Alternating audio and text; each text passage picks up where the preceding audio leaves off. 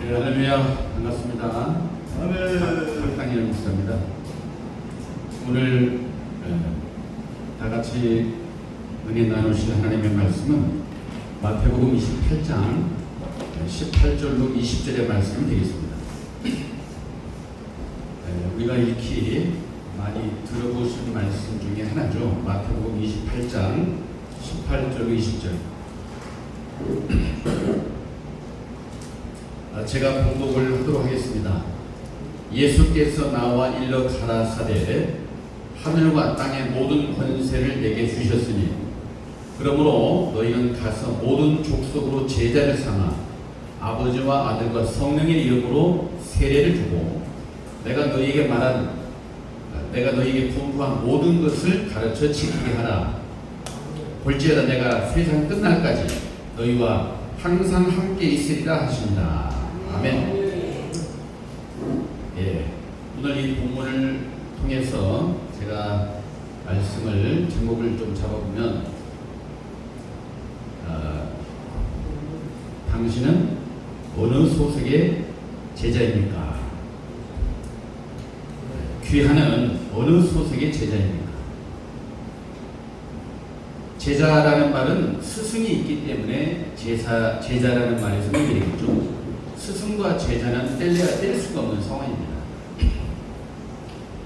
본문의 이 말씀은 예수님께서 구약 성경의 약속대로 이 땅에 오셨고 십자가를 지시고 부활 승천하시기 직전에 제자들에게 당부하신 메시지입니다. 한마디로 핵심은 뭐예요? 제자 삼으라는 얘기죠. 그래서 제자 삼기 위해서 끊임없이 노력하고 있는 것이 현실입니다. 자, 문제는 본문의 말씀에 충실해서 몇 가지 말씀 드려보고 또 제목이 당신은 어느 소속의 제자입니까? 라는 말씀에 초점을 가지고 말씀을 드리고자 합니다. 먼저 예수님께서는 하늘과 땅의 모든 권세를 내게 주셨다라고 되어 있습니다. 하늘과 땅의 모든 권세, 곧 하나님께서는 하나님의 아들 예수님을 이 땅에 보내셨고 미션을 주셨죠. 그 미션을 다 수행하신 예수님에게 하늘과 땅의 모든 권세를 다 주셨다 했습니다. 어떤 권세냐? 그것은 한마디로 심판 권세를 말하는 것이죠. 요한복음 5장 26절과 27절의 말씀 보시면 아버지 안에 생명이 있은 것 같이 아들에게도 생명이 있었다고 했고 또 인자됨을 위하여 심판권을 주셨다 이거죠. 그래서 지구촌의 모든 사람은 사실상 예수 그리스도 이름 앞에 다 무릎을 꿇을 수밖에 없어요.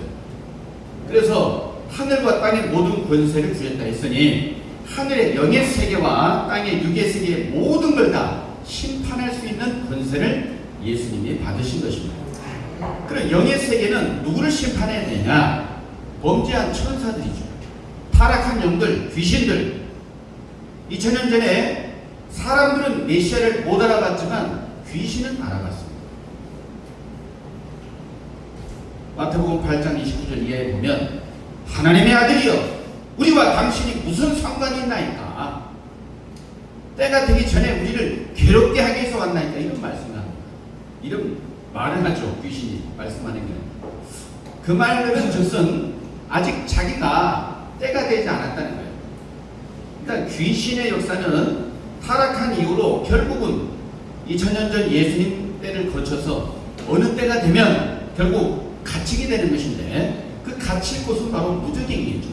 그래서 누가복음 8장에 보면 무저갱에 들어가게 말게 해달라고 간청을 했잖아요. 그래서 결국은 귀신은 때가 차면 무저갱에 갇히게 됩니다. 그 때가 언제냐? 바로 요한계시록이 성취되는 때입니다.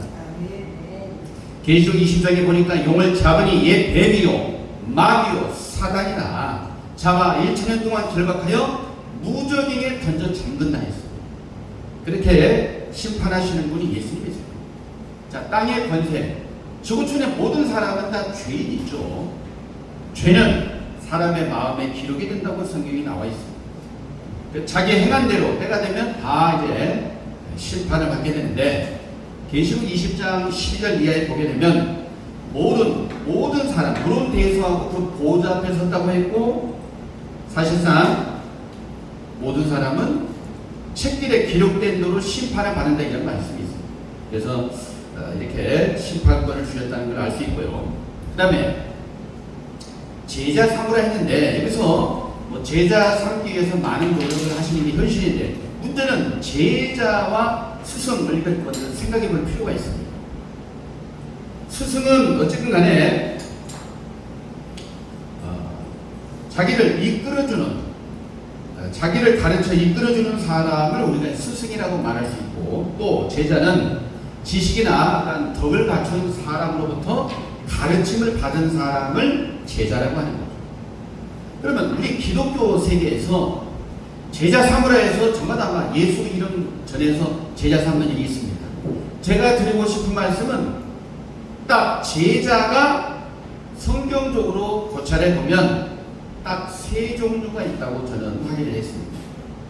자, 몇 종류가 있다고요? 세 종류요. 평소에 뭐 어떤 생각을 하시고 계실지 모르겠지만 무조건 우리가 제자 삼는다 이런 말씀도 있지만 세 종류가 있더라. 자, 누가복음 한 구절 찾고 진짜 그러한 점을 찾아보시겠습니다. 누가복음 5장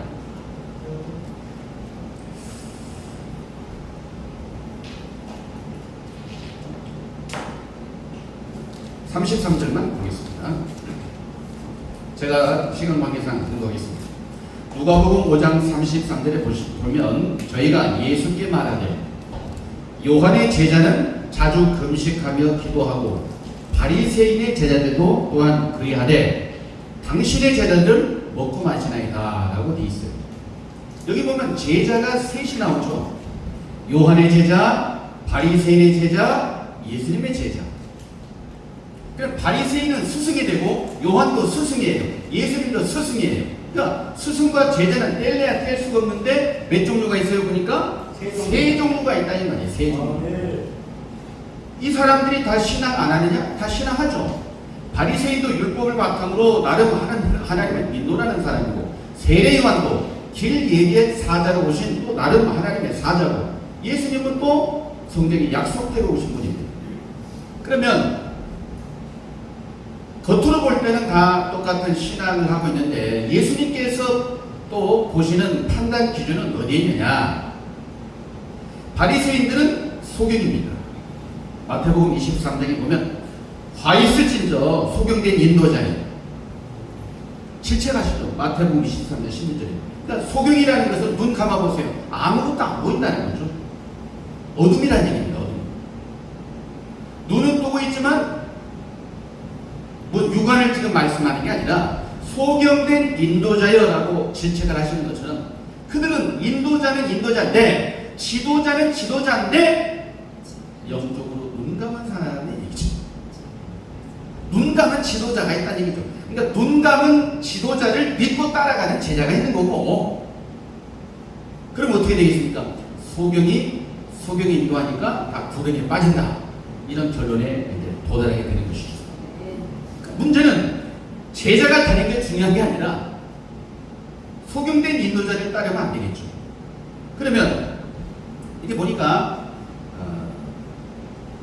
바리새인이 이제 그런 말이 있고, 그러면 세례요한은 어떤 분이냐? 성경적으로 평가를 해보니까 세례요한은 켜서 비치는 등불이라는 말이 있습니다.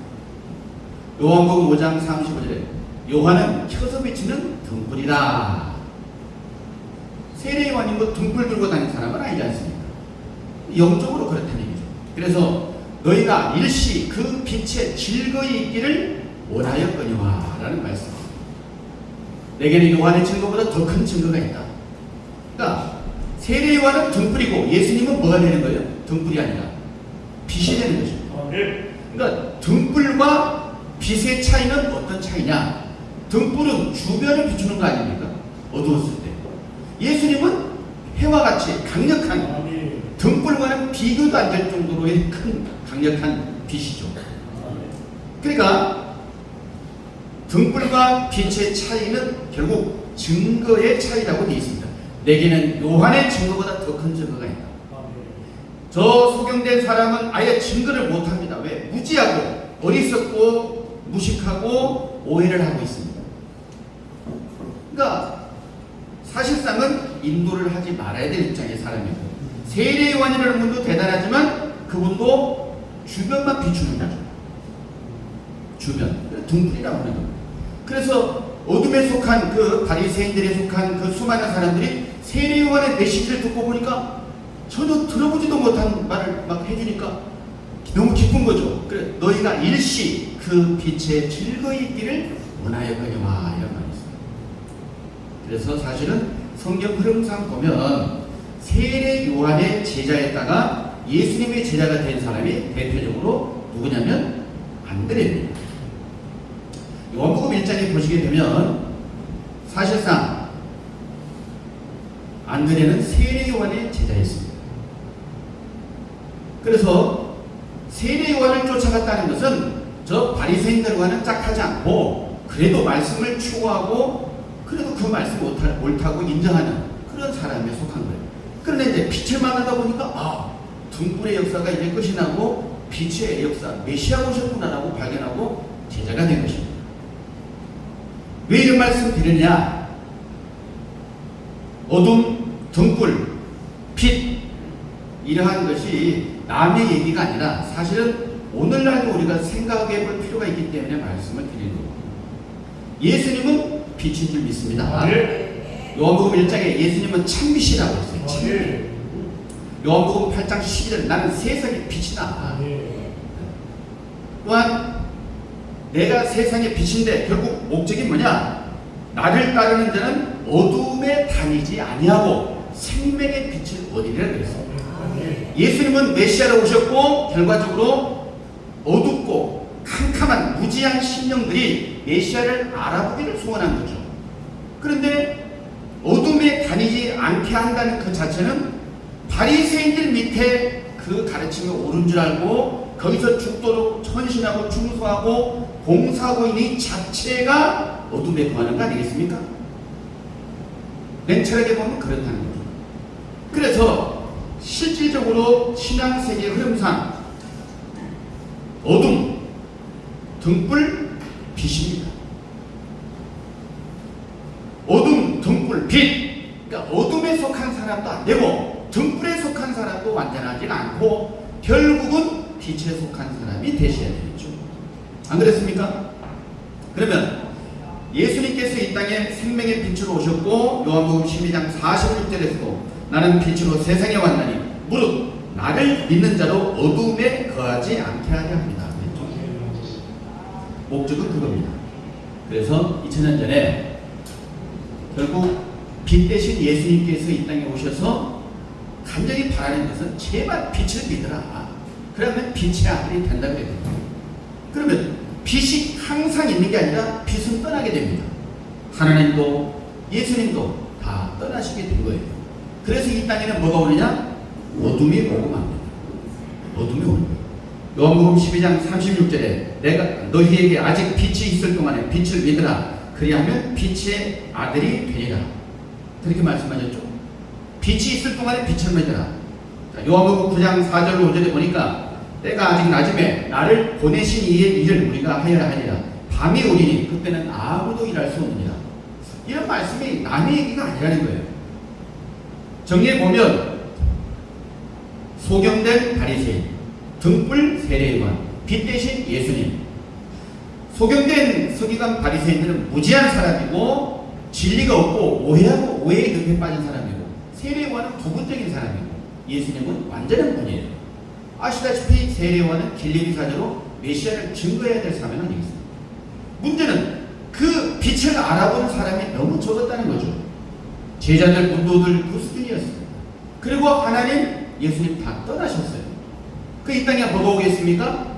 밤이 오는 것이죠. 세례요한 있기 전에 400년 동안 우리가 어떤 구약의 역사로 보면 암흑기다 이런 표현하지 않습니까? 암흑기. 아무것도 없죠. 하나님의 역사도 없고. 그러면 예수님 이후로 밤이라고 하는데 이론적인 말은 밤이라는 말은 너무나 많이 사용하지 않습니까? 밤이다, 밤이다, 밤이다. 그런데 우리가 밤이라고 여기지 않거든요, 사실. 그럼 얼마 동안 밤이란 얘기냐? 얼마 동안 밤이란 얘기냐? 사실